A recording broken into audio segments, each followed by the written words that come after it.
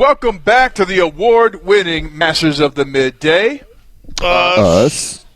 Still going over the 22-16 loss to the Kansas City Chiefs by our hometown Denver Broncos. But we brought you the man who beat COVID, and we brought you the man who's faster than a speeding cheetah, tackling Tyreek Hill as 38-inch vertical. Thought he could get to the end zone. Please welcome the man going further with the Harris name in Denver sports, Shelby Harris. Shelby, welcome to the program. Welcome to the show, Shelby. What's going on, fellas? How y'all doing? We're doing good, man. First of all, just tell us about what you went through on the play that we all saw during Sunday night, you chasing down Tyreek Hill. What did you see, and what were you thinking as you chased down a cheetah? Man, I saw the reverse. I just had a feeling it was going to pop, and so you just start giving pursuit angles, and just hustling and just trying to make a play. And that's the thing and like our D-line coach says it all the time, our Coach Kolar. Like if you just run to the ball, you'll make a play. That's just what happened. Hey, Shelby, another thing that you made waves about over the last handful of years, couple of years anyway, is your ability to get up and be a defender. Now, I played forward, power forward, and center. Blocked a few shots, blocked Dr. J's shot one time. Michael Jordan. Hey, talk about that move. What are you watching when you're able to get up in the air the way you've been able to do so successfully and send those passes backwards?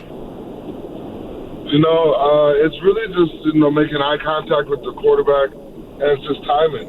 It's just, at some point, when you make that eye contact with the quarterback, you can kind of just tell when they're just about to throw the ball, so it's just get your hand up, because more likely they're looking through you pretty much. You can just feel it. So it's more just really just a feeling thing.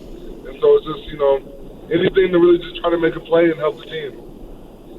Talking to Shelby Harris here of your Denver Broncos. Shelby, I want to ask you about postgame, and Ryan mentioned it, a loss to the Chiefs in KC, but you come to the podium, man, and I loved what you said, and you had a smile on your face. You said, man, I'm just glad to be back playing football with my boys. But then you said, we got to get back to work because this is a week-to-week business, and we all want to be employed next year. How much... daily, are you kind of reminding not only yourself that, but maybe some of the younger guys in this locker room and on that defensive side of the football that, one, you're fortunate to do this, but two, yeah, you're obviously worried about results, but you can't sit there and let the results linger. You got to get right back to work. In this league, you just, whenever you've been around for a while, you just see it, and you don't realize at this point, no matter what your record is, this is your resume. What you put on film is your resume. And this is necessarily and NFL stands for not for long.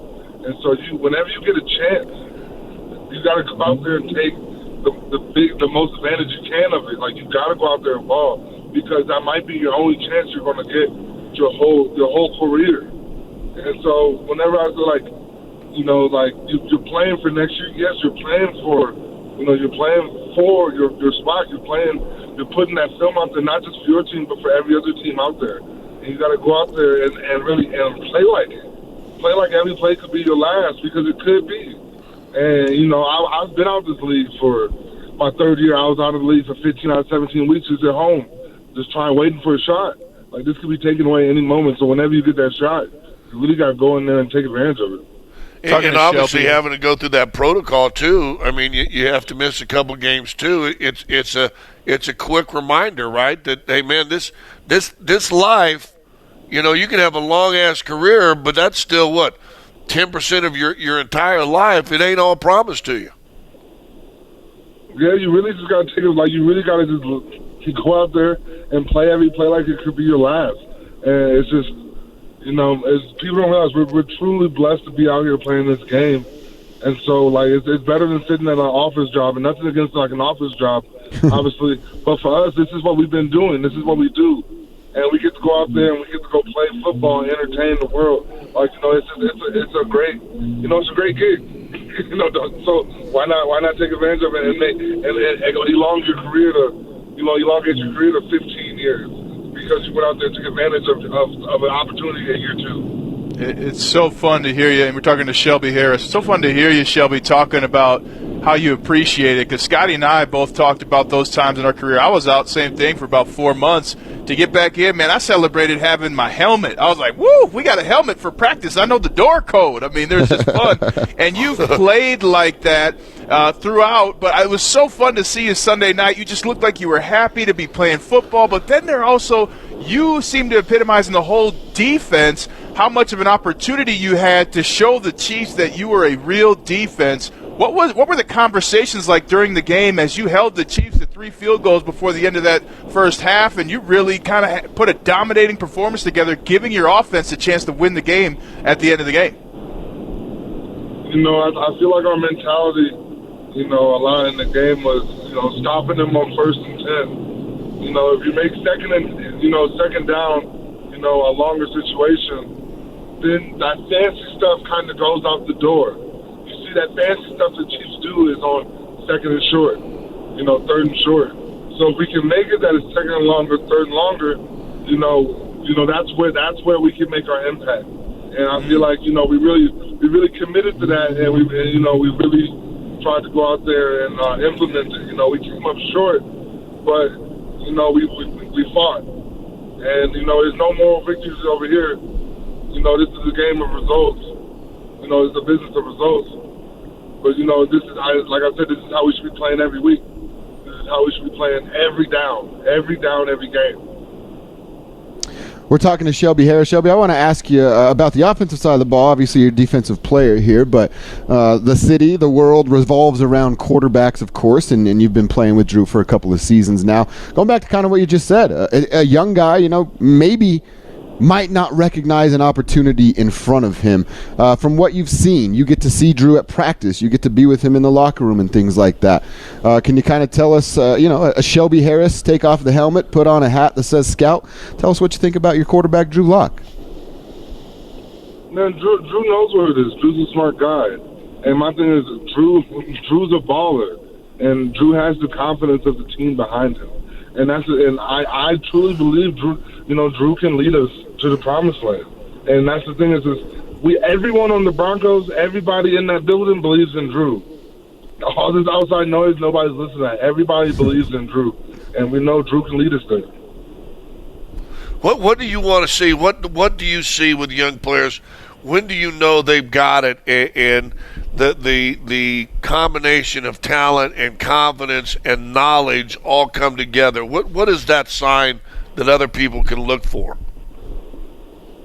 For young guys, it's coming up in critical situations, and really it's just not making that mistake. It's for us, like as for me as a player, it's about being able to trust that you're going to be in your spot just like I got to be in my spot. Because that's how good defenses work.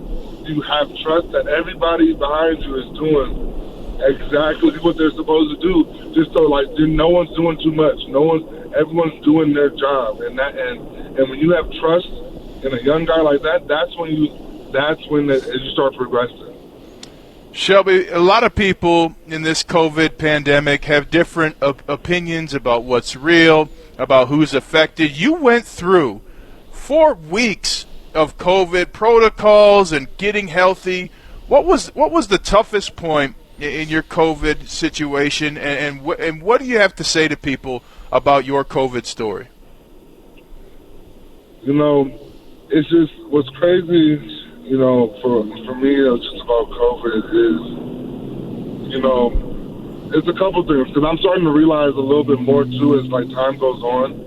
Because one thing I didn't realize is kind of my mind's still off. I'm forgetting words like that, it's just, my vocabulary is kind of, a little, slower. I'm trying to, it's a couple of lingering mental effects I kind of feel like. Wow. And also, it's just, for me, I was fine. I had a day or two of chills and stuff like that, and I had a fever for a day or two. That was it. But like my wife lost her smell or her taste. Like everyone in our house had different symptoms, and that's the craziest part about it. But really, for me, it was after the after effects. Had weird, nerve pains in my legs, and just Wow. it was just a crazy, situation, and it's real. It's real. Like I listen to doctors.